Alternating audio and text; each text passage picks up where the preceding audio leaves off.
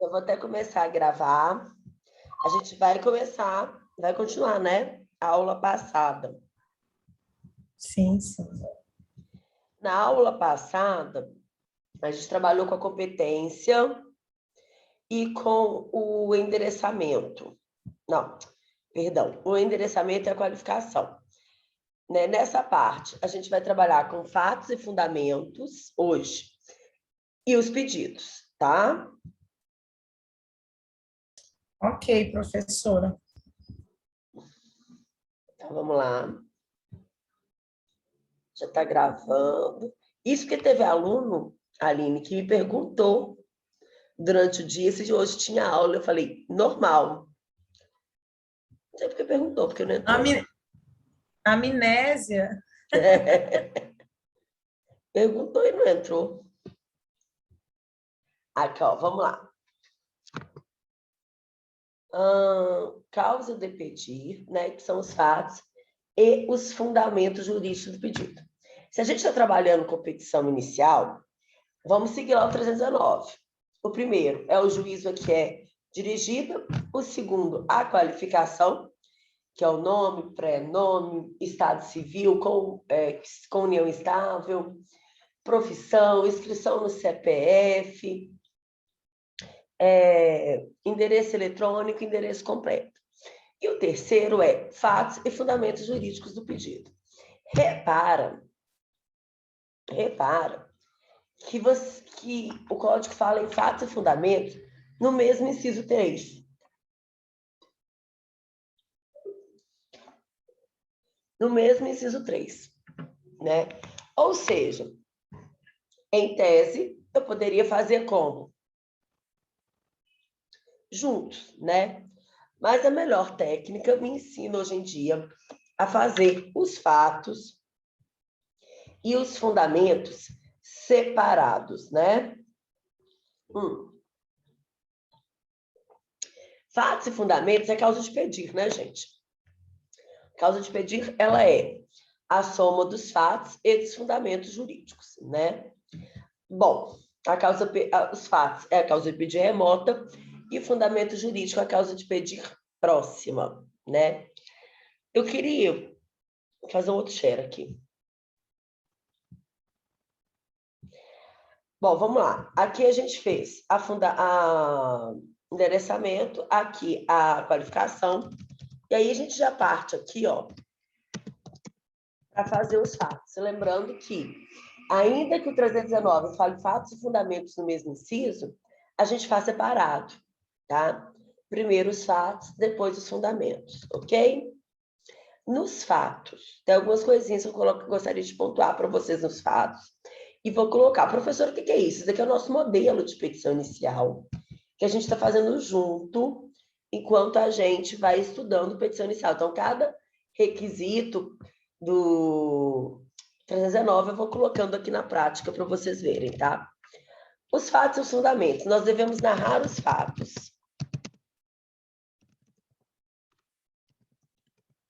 De forma objetiva, mas completa e cronológica. Ok? Além disso, devemos utilizar, e tudo isso que eu vou explicar, tá, gente? Utilizar frases pequenas e parágrafos pequenos.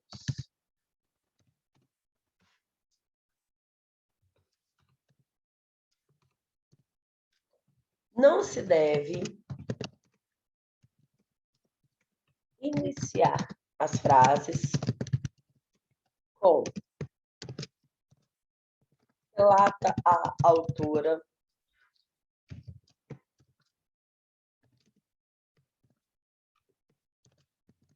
afirma o autor,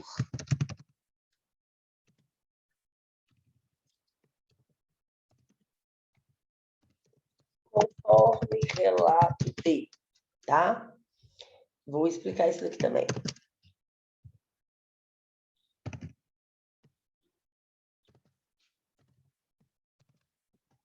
evitar a palavra onde. Acho que é só isso dos fatos, não é isso? Uhum. Então, vamos lá. Narrar os fatos é dizer na minha petição o que aconteceu. Qual foi o conflito que gerou aquela situação jurídica, tá? Qual foi a situação, na verdade, que gerou aquele conflito? Ninguém precisa escrever a trilogia de Crepúsculo. Você pode ser objetivo, mas cuidado com esse objetivismo, porque você tem que narrar de forma completa. Você tem que contextualizar o que aconteceu, tá? Então, olha só, vou narrar de duas formas aqui para ver se vocês entendem um pouco. Vamos imaginar um acidente de trânsito, tá? Então, digamos que eu estou aí andando na Cristiano Machado, sentido centro, paro no sinal, alguém vem e bate no meu carro. Vocês têm duas formas de narrar. Uma é o aluno, quando chega no núcleo de prática jurídica, a primeira vez que vai narrar isso, ele narra assim. A autora, segundo o relato da autora, ela estava na Cristiano Machado quando o carro do réu bateu no carro dela. O prejuízo foi de tanto e o réu não quis pagar. Isso não é objetivo, não, gente. Isso é praticamente narrando em código. Tá? Tem que contextualizar. Então, ó, no dia tal, na hora tal, a autora trafegava pela Cristiano Machado, sentido centro, quando parou no sinal e sentiu uma pancada em sua traseira. Ao sair do veículo, constatou que a pancada foi produzida pelo automóvel, tal. Aí o automóvel se qualifica de todo. Cor, modelo, ano, placa, dos dois, viu? Tanto da autora quanto da ré. Né? Aí você contando. O acidente foi causado única e exclusivamente pela imperícia e imprudência do réu fulano de tal, que, ao ser questionado, se negou a arcar com os prejuízos. A autora não pode ficar sem carro, logo mandou consertar seu carro, e o total foi tanto, e os prejuízos foram, discriminam por um. Dessa forma, outra alternativa não teve, senão ajuizar a presente ação. Viu a diferença? Na primeira está muito resumido. A segunda foi contextualizando que dia que foi, que horas que foi, como que aconteceu o acidente, se tentou um acordo ou não com outra parte e quais foram os prejuízos, tá? Fora que tem que falar tudo sobre os carros, ok?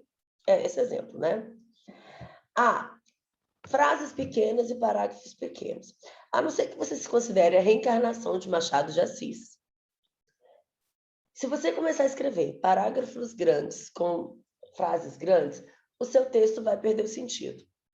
Na hora que eu te perguntar qual que é o sujeito, qual que é o predicado e qual que é o verbo, você não vai saber me responder. Então, parágrafos pequenos e frases pequenas, tá?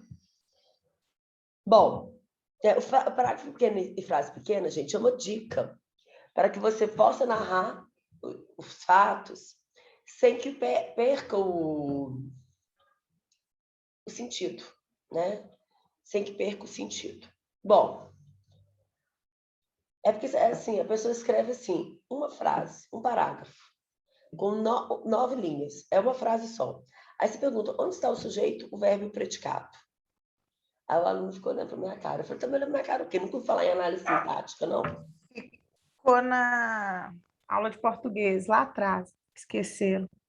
Já fizeram como é que fala? O estudo de trás para frente, professor. Primeiro faz a faculdade, depois o ensino médio, depois o fundamental, depois o pré. Adoro! Porque gente fazendo o curso de Direito de trás para frente já tem. Você tem razão. Verdade! Tem demais, não, senhora. Mas você tem razão. Eu vejo muito hoje em dia a pessoa formar, e aí quando ela vai para o dia a dia, para a batalha mesmo, ela percebe o quê? Que o português dela não vai ser aceitável no judiciário. E aí, o que ela faz? Por livre e espontânea vontade, vai fazer um cursinho de português depois, formado em Direito. Olha que tristeza, né? Se liga aí, gente. Bom, não se deve iniciar as frases com relata autor, afirma autor, conforme relato. Quando o aluno principalmente quando o aluno é militar, ele está acostumado a fazer o quê? Boletim de ocorrência. Aí, no boletim de ocorrência, realmente, no boletim de ocorrência, o policial está colocando lá o que está sendo relatado para ele, pelo cidadão. E ele não tem certeza se aquilo é verdade. Então, ele tem que colocar relato, autor, afirma, né, conforme relato. Só que, na petição inicial, eu sou advogada da autora. E eu estou falando por ela. Se eu coloco assim, dá a impressão que eu não tenho certeza do que, se o que ela está falando é verdade. Se eu não tenho certeza, o juiz vai ter? Não, né? De jeito nenhum, né? Então, não coloca isso, tá, gente? Não coloca. Conforme relato, afirma fulano. De jeito nenhum. Você tem que afirmar que aconteceu. E evitar a palavra onde. É porque, eu não sei porquê, gente, vocês têm uma mania de tudo você está com onde, né? Tudo você está com onde. Tem nada a ver, parece que vocês acham bonito usar o onde, né? Onde é advérbio de lugar, só para isso. Não é de tempo, tá? É de lugar. Se você, toda vez que você usar o onde na petição, tá? Tenta trocá-lo por quando, em que, no qual. Se puder, porque o onde está errado. Vocês têm mania de errar o onde, tá? Ok? Alguma dúvida aqui na narração dos fatos? Não, professora, tranquila. Assim, Ai, gente. Na resposta, né, da peça... Na contestação? Ai, isso, muito bem, professora, que tinha fugido de mente aqui. É normal a gente colocar, né, como relata a autora. Sim, porque é o seguinte, quando você está contestando, você está falando como é o que a pessoa, você tem que tocar no que a pessoa falou na inicial para responder. E aí sim você vai colocar conforme relato, porque você quer colocar em dúvida o que o autor está falando, você quer falar o que ele está falando que é mentira. Aí sim, aí você deve colocar, tá? Ok, professora. Bom, fundamentos jurídicos. Para fazer os fundamentos jurídicos, nós temos uma técnica que eu vou puxar, copiar aqui e colocar aqui para vocês.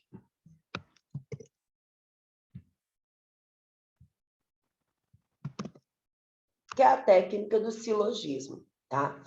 Bom, na verdade é o seguinte, a Abel é muito clara em dizer que a cópia de artigo ou a citação de artigo não será pontuada. A Abel é clara em dizer isso, que a mera cópia de artigo ou citação de artigo não será pontuada. Ou seja, se você só tacar todos os artigos que têm a ver com aquela matéria e não argumentar em cima deles, fazendo um link com o caso concreto, o que vai acontecer? Você vai tirar 0 nessa parte no AB. E a parte que vale mais ponto vale 2 pontos. Sendo que a peça vale 5. E a prova inteira vale 10. Você tem que tirar 6. Você perdeu aqueles 2 pontos ali, meu amigo, ficou difícil para você, né? Então, cuidado. Para que o aluno não se perca com isso, não o aluno como advogado também, a gente usa a técnica do silogismo, que a gente importou lá da lógica, né? Que é aquela seguinte, você tem duas premissas, a partir dessas duas premissas você chega a uma conclusão lógica. Por exemplo, o amor é cego. Premissa maior. Premissa maior, Steve Wonder é cego. Qual que é a conclusão? Steve Wonder é o amor. Né? Lógico, gente, que isso é uma piada. Piada. Mas a lógica é mais ou menos essa. Então, aqui, na hora de fazer petição, no ordenamento jurídico, a gente vai ter na premissa maior o ordenamento jurídico, na premissa menor o caso concreto e na conclusão a consequência jurídica, tá? Então, vamos lá. Vamos imaginar aqui que aquele acidente de trânsito ficou na rima, tá? Você pode usar o artigo 927 do Código Civil. Conforme o artigo 927 do Código Civil, aquele que causa dano a alguém fica obrigado a indenizá-lo. Premissa maior. Só que não basta eu colocar esse artigo, eu tenho que linkar com o caso concreto. O que o aluno normalmente faz? Taca todos os artigos que ele acha sobre aquilo, um atrás do outro. É 0 no AB, é 0. Você tem, a cada artigo que você falar, você tem que fazer o silogismo dele, ou seja, Você tem que falar do caso concreto e da consequência jurídica. Então, olha só. Conforme o artigo 927 do Código Civil, aquele que causa dano a alguém fica obrigado a indenizar. Premissa maior, premissa menor. No caso em tela, o réu foi responsável pela colisão de seu veículo na traseira do veículo da autora, que se encontrava parado no semáforo, causando-lhe um grave dano. Os danos foram, lista todos com os valores. Ok?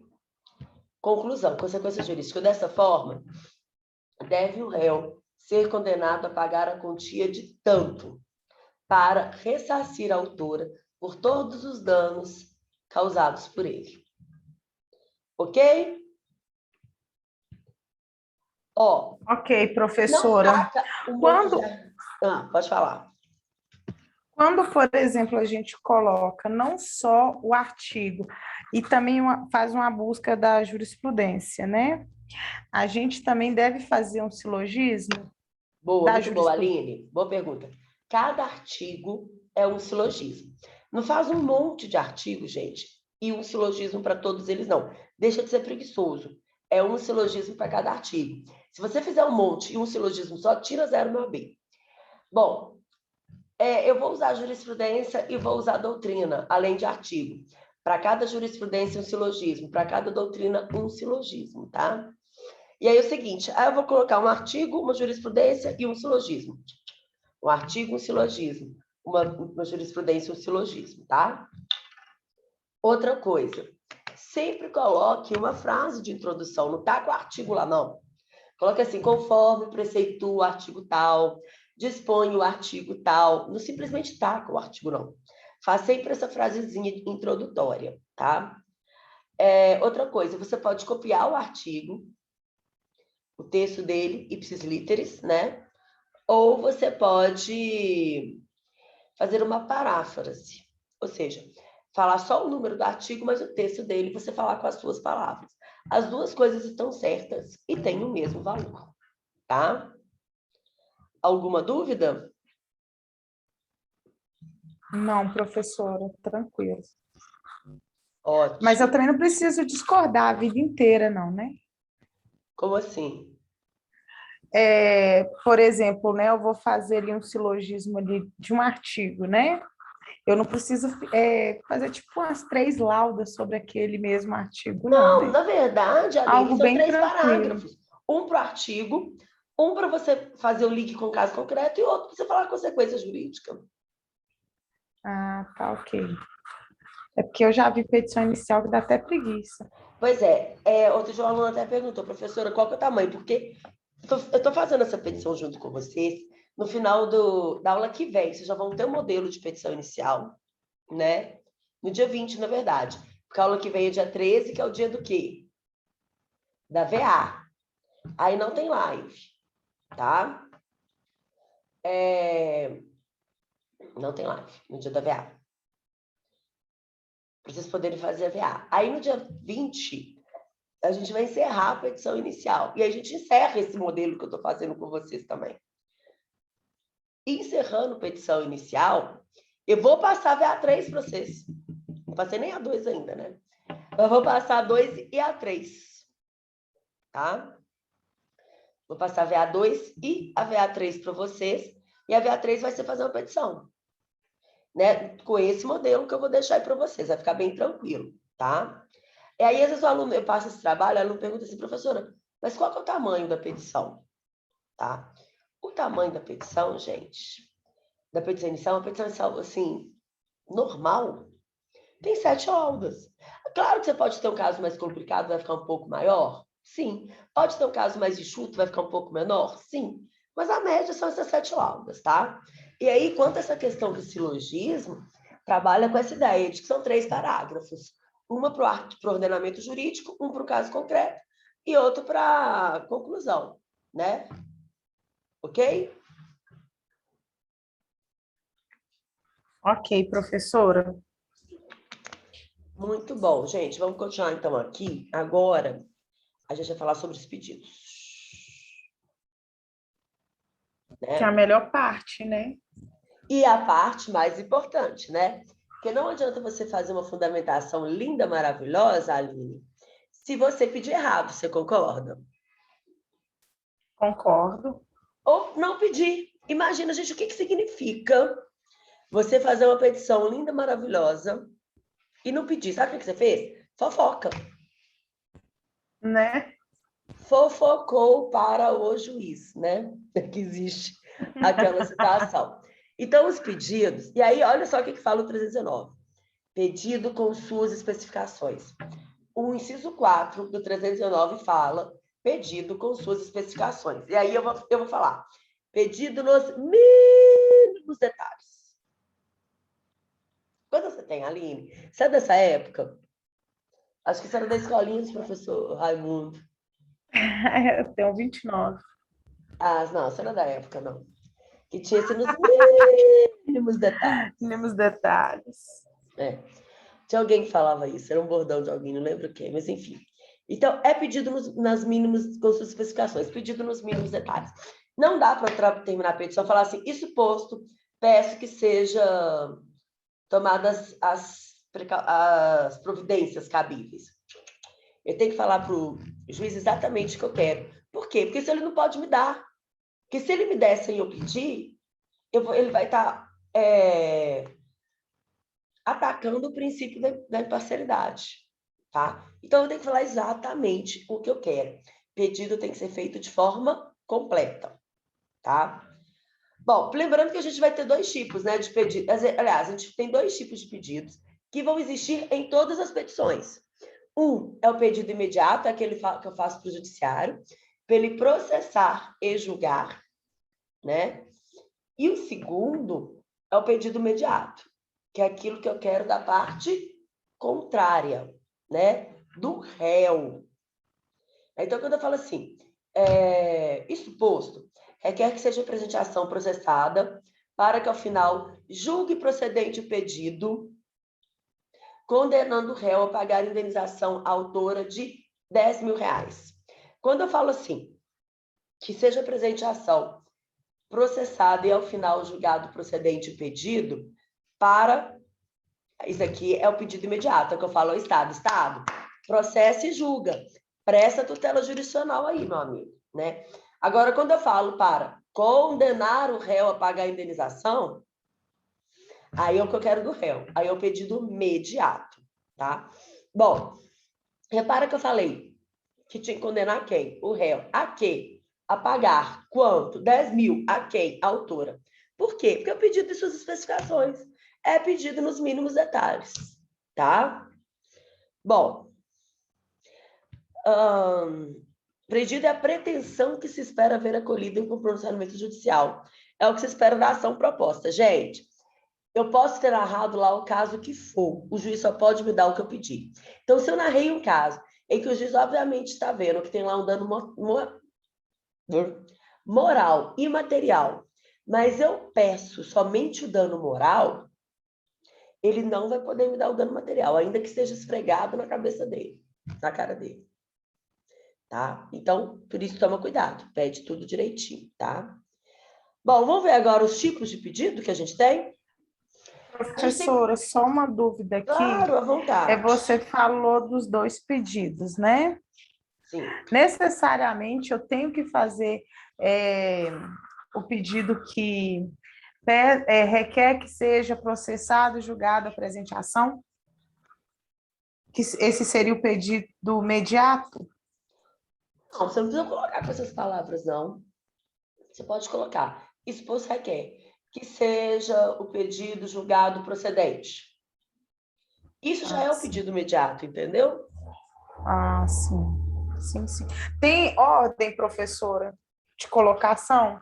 Posso pôr no final dos pedidos ou no começo? Qual seria essa ordem mais o certo, aliás? Tá. Então, vamos voltar aqui para a nossa petição. Eu vou te dar um exemplo aqui, tá? A minha ação aqui de que é uma ação de cobrança. Então, vamos lá. Você está vendo a minha petição aí, não tá? Então, sim. Esse é o quê? É o terceiro, né? Pedidos. Isto Posto pede-se. Aqui eu tenho algumas questões para tratar com vocês. Primeiro, eu divido pedidos e requerimentos. Por quê? Tem muita gente que faz junto, mas a melhor técnica manda fazer separado. O que é pedido? É o que eu quero do réu. E o que é o requerimento? São aquelas questões processuais necessárias para que o processo aconteça. Você consegue pensar em algum exemplo, Aline? De pedido ou de requerimento? Requerimento. Alguma coisa A processual. citação. Exatamente, citação. Justiça gratuita também é intimação do Ministério Público, tudo é requerimento. Mas muito bom. Então, Sim. a gente não vai pedir citação aqui, tá? Nos pedidos. Ó, seguinte. Se você tiver que pedir tutela antecipada, tutela provisória em geral, peça ela primeiro. Por quê? A tutela provisória, você pede ela liminarmente. Você quer que o juiz... É algo que você quer que o juiz defira imediatamente. Então, tem que ser a primeira coisa que você vai pedir, concorda? Sim. Agora, Sim. aí, depois dessa tutela provisória, eu vou até colocar tudo aqui, tá? Depois da tutela provisória, você coloca o seu pedido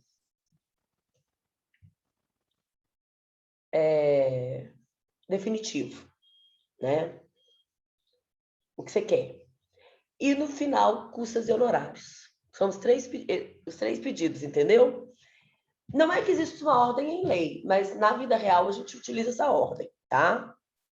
Então, isso posto pede que seja deferida qualquer tutela provisória, você vai pedir antes, é a primeira coisa que se pede, tá? Na letra B, você pede a procedência do pedido. Só que é o seguinte, eu estou trabalhando aqui, por exemplo, com uma ação de cobrança, tá?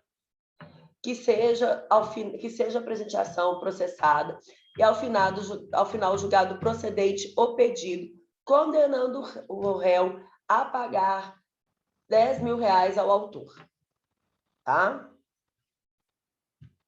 Ou seja, tem que ser nos mínimos detalhes. E o último pedido aqui é de custas e honorários de sucumbência. E aí, nos requerimentos, nós vamos colocar essas questões processuais.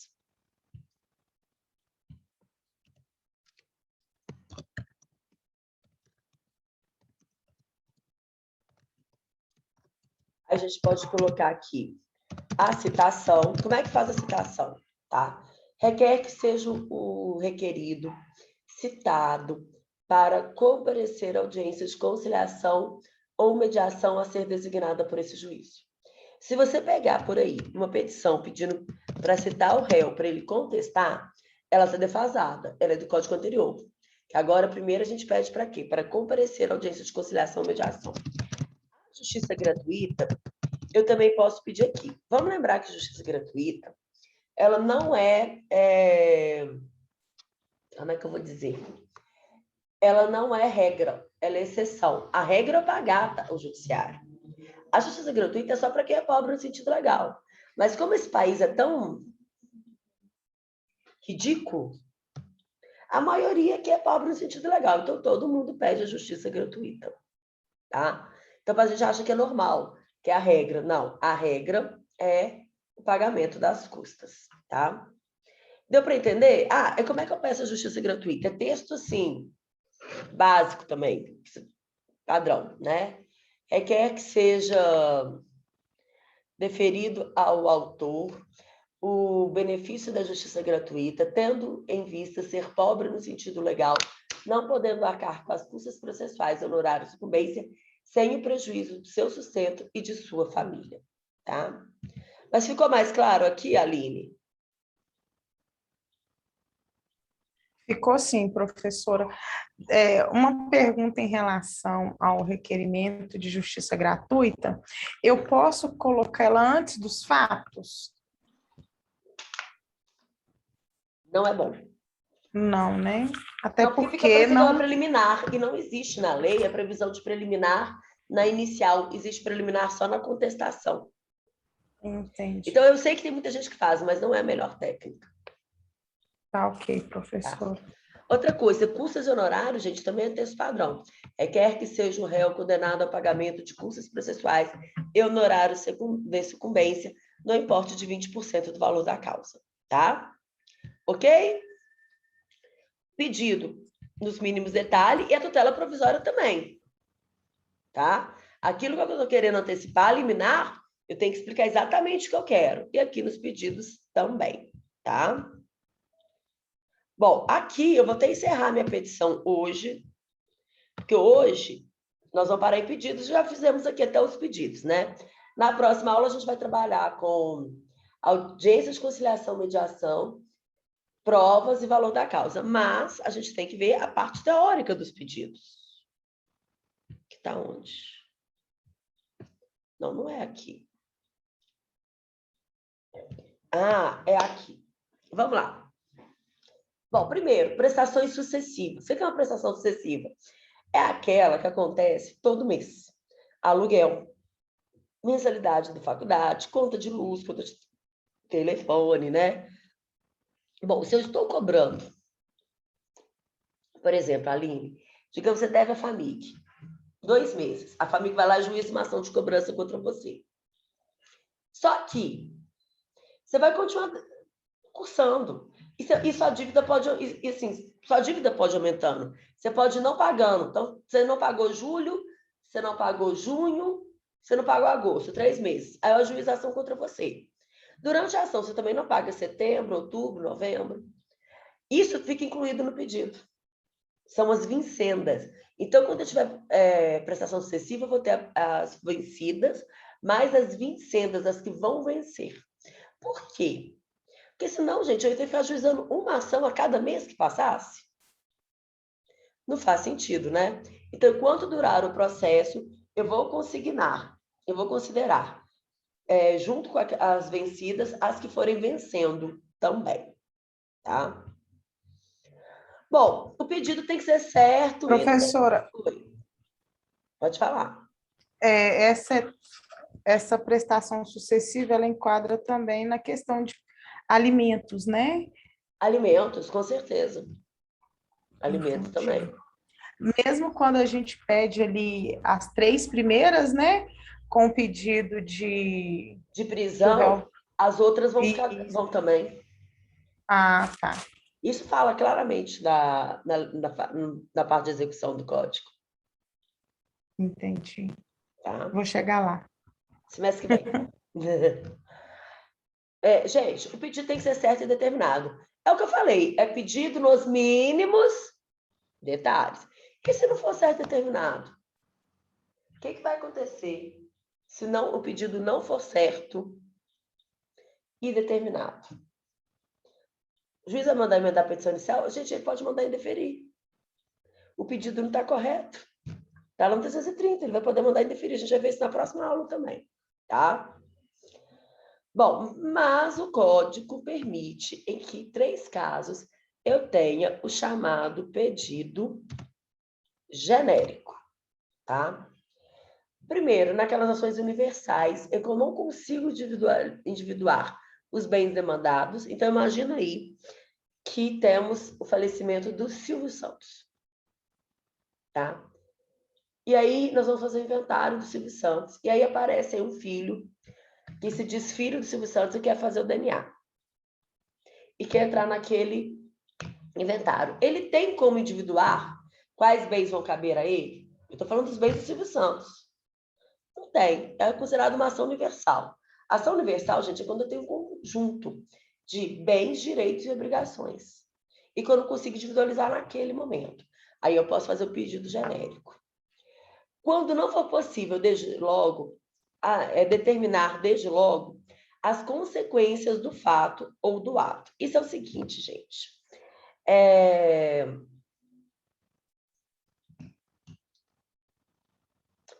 o caso seguinte, imagina, Aline, que eu te atropelei. Você vai fazer um tratamento aí, vai levar 3 anos. Só que você ajuiza a ação antes. No momento que você ajuiza, você não consegue saber qual foi a extensão do dano que eu te causei. So sorry. Então, você também pode deixar em aberto. Coloca a ser arbitrado em liquidação de sentença.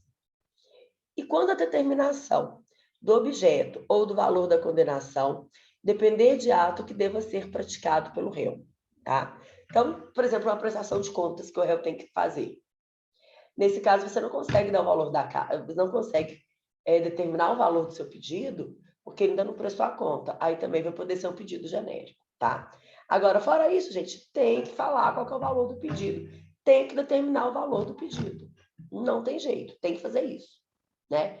Às vezes, quando você faz alimentos, aí você pergunta para a mulher assim, quanto você quer receber de alimentos? Quanto a justiça mandar. Eu falei, minha filha, a justiça não está criando o seu filho. Você tem que me falar quanto que você quer. A justiça não manda. Você fala, ela vai julgar se é procedente ou não. Tá? Mas a pessoa tem que falar quanto que ela quer. Bom, pedido alternativo. Pedido alternativo, gente, é quando você quer uma coisa ou outra. Uma coisa ou outra, sem hierarquia, tá? Então, eu quero receber R$1.000. Ou que ele me dê R$1.000 em maquiagem. R$1.000 em dinheiro ou R$1.000 em maquiagem. Uma coisa ou outra, para mim tá bom. Ou seja, quem vai escolher se vai dar um ou outro? É o devedor. Porque eu não tenho aí a ordem de preferência, tá? Então, pode fazer pedido alternativo. Ou uma coisa ou outra, tá? O subsidiário também é uma coisa ou outra. Com a diferença que o subsidiário, eu tenho ordem de preferência. Então, é o seguinte, eu quero que ele me pague em dinheiro. Mas se ele não tiver, ele pode me pagar em maquiagem. Ou seja, qual que é a minha preferência? Dinheiro. A maquiagem está em segundo plano, tá? Então, a alternativa é um ou outro sem preferência. No subsidiário é um, e se não puder ser esse um, o segundo, tá? Alguma dúvida até aqui? Não, professora, só ficou assim um pouco confuso para mim nos pedidos genéricos. Naquele caso, por exemplo, quando uma pessoa, por exemplo, foi atropelado, que nesse caso não sou eu, tá? Aí precisa de uma prótese, né? Assim, pro restante da vida, né? E aí, isso enquadra em pedidos genéricos? Tá, mas como assim? Você está querendo dizer o quê? Porque vamos supor que seja uma criança, né? Essa criança vai crescer, então essa prótese tem que ser o quê? Mudada, né? Sim, naquele primeiro momento você pode colocar como um pedido genérico, até porque você pode fazer prova durante o processo de qual seria uma estimativa de custo dessa prótese ao longo dos anos. Sim. E depois liquidar esse valor na liquidação de sentença. E aí você tem esse valor, entendeu? Entendi. Eu acho que seria o caso, sim, de um pedido genérico. É porque, assim, pelo menos eu não sei o valor, né? E aí a gente não faz ideia até quanto tempo aquela pessoa vai viver para comprar uma prótese, né? O valor vai subindo, enfim. Você tem que ter uma Não perícia. tem como Através da determinar. perícia médica, o médico vai dizer qual que é a prótese daquela, né, por exemplo, aquela criança precisa. E aí ele mesmo tem que falar quais seriam as próteses que ela precisaria em vários momentos da vida, até completar 75 anos, a média de vida. Entendi. E qual seria o gasto Sim. de cada uma delas. Aí a gente faz uma média. Entendi. Então, em todo caso, então, fica sendo genérico, né? Fica sendo genérico. Até porque, para você chegar nesse valor final, você vai ter que fazer a perícia durante o processo. Então, no momento que você ajuiza a ação, você ainda não tem como saber. Entendi. Tá? Ok. Então, vamos lá. O alternativo subsidiário, ok? Ok, professora. Bom, acumulação de pedidos, tá? É lícita a acumulação em um único processo contra o mesmo réu de vários pedidos, ainda que entre eles não haja conexão. E, gente, isso aqui é economia processual. Então, Aline, eu tenho uma ação contra você de cobrança, porque eu te vendi algumas coisas e você não pagou. E eu quero uma indenização também. Posso acumular os dois pedidos? Posso. Em vez de fazer duas ações, eu acumulo e faço uma ação só e resolvo dois conflitos. Que coisa linda, maravilhosa, né? Então, não precisa ter conexão entre eles. mas eu tenho alguns requisitos. Eles têm que ser compatíveis entre si, óbvio. Não dá para eu pedir a resilição de um contrato e o cumprimento do contrato ao mesmo tempo, tá? Então, eles têm que ser compatíveis entre si. O juízo competente tem que ser o mesmo, óbvio, porque vai ter que tramitar na mesma vara, e seja adequado para todos os pedidos o tipo de procedimento. Ou seja, o procedimento tem que ser o mesmo, já que vai tramitar no mesmo processo. A questão aqui é, salvo o melhor juízo, se eu quiser acumular um procedimento especial com um procedimento comum, e a gente está estudando aqui o comum, eu posso até acumular, mas aí vai tramitar pelo procedimento comum, tá? Ok? Ok, professora. Obrigações indivisíveis. Na obrigação indivisível, com pluralidade de credores, aquele que não participou do processo receberá sua parte, deduzidas as despesas na proporção do seu crédito. Então, imagina a seguinte situação. A sua turma contrata um fotógrafo para fotografar o primeiro churrasco da turma depois que acabar a pandemia. E vai ser o primeiro, que essa turma já entrou na pandemia, né? Ou seja, vai ser Verdade. vai ser o primeiro churrasco da turma mesmo. Contrata um fotógrafo, cada um paga R$100. O fotógrafo não vai no dia. Um dos alunos ajuiza a ação contra ele, quer receber o valor completo, só que o valor completo não é dele, porque cada um pagou R$100, concorda? Se ele ganhar, o que ele ganhou vai ser dividido para os outros que não ajuizaram. Tirado de lá as custas processuais e os honorários do advogado, tá? Ok? Então, assim, é uma obrigação indivisível, concorda? E nem todo mundo quer ajuizar. A pessoa pode ajuizar? Pode, gente. Ela pode ajuizar. E os outros vão receber na proporção. Professora, como é na prática esse pedido? Acontece? Pouco. Porque você entrar Acontece, sim. na justiça, né? Sei lá, não só pelo seu direito, mas de vários, né? Até porque tem custas, né? Tem custas. E aí, normalmente, como é que acontece na prática? O juiz não leva esse processo na frente se não for notificado também as outras pessoas. Ele considera que aí é um litisconsórcio necessário. Entendi. E aí, você é citada. Se você quiser concordar com a pessoa que está cobrando, você vai ser litisconsórcio ativo. Se você não quiser, você vai ser um litisconsórcio passivo. Entendi. Mesmo eu não entrando, então, após a citação, eu não entrando, eu vou pegar a minha parte? Vai. Ah, Isso é bom, né? entendi. Não, maravilha. É bom você ficar lá quietinho enquanto o outro está lá, né? Querendo por você. Verdade. Aditamento do pedido. O autor poderá aditar o pedido. O que é aditar o pedido? Modificar ou completar o pedido, tá? Então, uma vez que eu ajuizei a ação, eu posso modificar o pedido? Mais ou menos. Depende, como tudo no direito, né? Até a citação você pode, independente do consentimento do réu, tá? Até o réu ser citado, muda o tanto que você quiser. Depois que ele foi citado, você tem que ter o consentimento dele. Porque aí ele já está participando da relação processual. E ele mesmo fez um pedido na contestação, que o pedido do autor seja julgado improcedente. O pedido dele foi de uma sentença declaratória negativa. Então, se já foi citado o réu tem que concordar em você mudar o pedido. Se ele não concordar, eu sinto muito. O máximo que você pode fazer é ter que ajuizar uma outra ação só por causa daquele pedido. Tá? E mesmo que o réu concorde, só até a fase de saneamento. Por quê? Quer ver? Cadê meu mapa mental?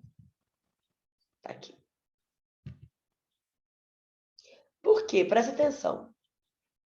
Vou abrir o mapa mental, hein? O saneamento é aqui. É quando o juiz está preparando o processo para fazer o quê? Para produzir as provas. Se eu mudo o pedido depois do saneamento, eu vou ter que fazer tudo de novo. Tudo. Vou ter que ouvir o réu de novo, vou ter que ouvir o autor na impugnação, vou ter que fazer o saneamento de novo, especificação de provas. Ou seja, eu vou ter perdido o processo todo. Então, só pode ajuizar o pedido até a fase de saneamento, tá? Mesmo que tenha concordância do réu. Ok, terminamos hoje. O que eu tinha programado por hoje foi rápido. Conseguimos terminar. Na próxima aula, a gente vai terminar a petição inicial e ver os casos em que o juiz pode determinar a emenda e o indeferimento dela. Tá? Ok? Tá ok, professora. Aline, Professora, hum, eu tenho uma pergunta. claro. Mais para frente você vai falar, aliás, né? Logo no fim, que você for falar, terminar da inicial, você vai falar da liminar, como a gente pode colocar, né? A forma ali, o esquema da liminar dentro da Aline, petição o que você está chamando inicial? de liminar são as tutelas provisórias. Que, Aline, é sim matéria suas, tá? Ah, Só que é a sim. última Uhum. aula do semestre. Então, vai ser Ah, mais para tá frente. ok. Agora, o que você pode me lembrar na aula que vem é de eu mostrar para vocês como fazer isso na petição. Você quer? Sim, sim, Aí por eu abro uma favor. petição minha e mostro para vocês como é que você pede, como é que você faz o texto. Pode ser? Tá ok, Me professora. lembra na próxima aula. Aproveitar que Lembro sim. está gravando para lembrar vocês que semana que vem não tem live, porque é o dia da entrega da VA, né? A VA já está no sistema da faculdade há uma semana. É simplesmente responder aquelas perguntas no arquivo de Word ou PDF. Outro arquivo eu não vou nem abrir, que vai com vírus no meu computador. Pode ser feito individual, pode ser feito em dupla, em trio ou no máximo 4. E se eu quiser fazer em 5, é 0. Posta no sistema até dia 13 às 23h59, tá? E aí eu já vou, semana que vem eu já vou mandar para vocês a VA2 e provavelmente a VA3 também na outra semana, tá bom? Dúvidas? Não, professora, tranquilo. Então tá bom, vou parar a gravação. Aline,